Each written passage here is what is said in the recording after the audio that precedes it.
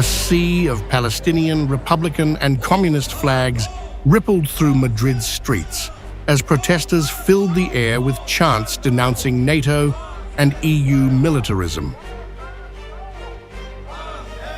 "No to NATO, bases out," they shouted, hundreds rallying in defiance of European rearmament and what they described as Brussels' submission to Washington's war interests.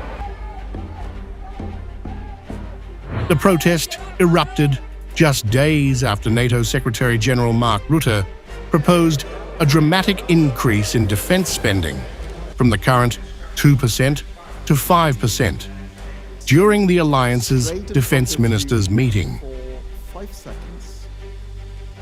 So I have total confidence that we will get there also on the 5%, and it will hammer out some of the details we still have to work on. So no, I'm really confident, and we have to do that because otherwise, we all know we will be safe for the next couple of years, but then we need to use those years to learn Russian.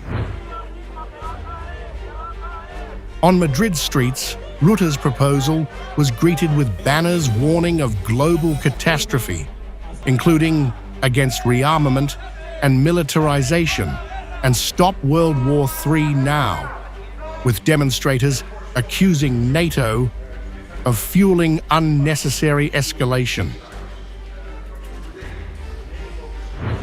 The question is, why do we have to increase the 5%? Why?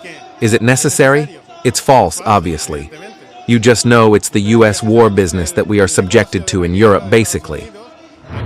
I am against the rise of Europe. Europe, I think, is spending 3 times more than Russia's military budget. The problem is not how much is spent, but how it is spent.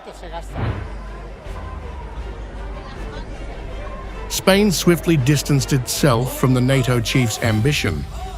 Defense Minister Margarita Robles stated that Madrid would not go beyond the current 2%, insisting it is enough to meet the responsibilities we have committed to. Against a backdrop of inflation and growing public frustration, many Spaniards fear that surging military budgets are edging Europe closer to disaster. I don't know whether or not there will be a third world war, a nuclear age.